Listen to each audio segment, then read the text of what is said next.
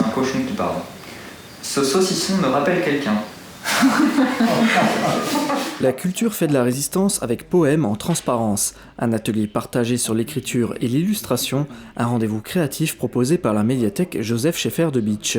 Ouvert au public, l'atelier est animé par Patrick, écrivain, et Mizuho, illustratrice. Crise sanitaire oblige, il ne pouvait y avoir que 6 participants, des enfants mais aussi des adultes.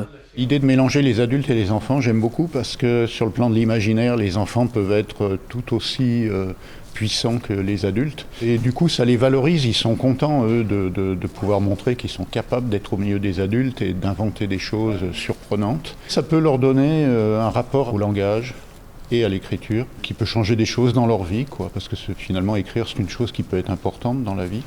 Oreille. Patrick leur cite des mots qu'ils utilisent pour composer des phrases, de préférence sans réfléchir, de manière spontanée. Il pleut beaucoup dehors. Il pleut beaucoup dehors. Change les mots. À la place de « il pleut », tu mets un autre mot, puis à la place de « dehors », tu mets un autre mot. Voilà, puis tu verras ce qui se passe. En haut de cette colline, je t'ai rencontré au milieu des étoiles. Un exercice difficile qui met l'imagination à contribution. De son côté, Mizuho les invite à illustrer leurs propos. Je propose des techniques que j'utilise dans mes livres qui s'appellent le brouhaha des insectes. Donc, ce sont des collages du papier découpé, du papier calque qui sont colorés à l'encre aquarelle. Donc, on peut faire des formes variées, géométriques, soit libres, et associer des couleurs assez vives pour composer des images. Toute la semaine, à la fois Mizuho et Patrick interviennent en classe. Et donc on est aussi en partenariat avec l'atelier Canopée qui s'occupe de formation des enseignants et la DSDEN. La direction des services départementaux de l'éducation nationale, un partenariat avec des enjeux pédagogiques. Franck représente Poema, un festival des poésies d'aujourd'hui qui se déroule de mars à juin.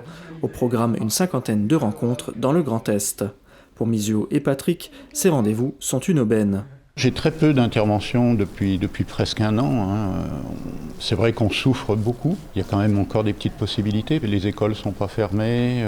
C'est vrai que depuis mars, j'ai pas eu beaucoup d'interventions à part autour de Noël.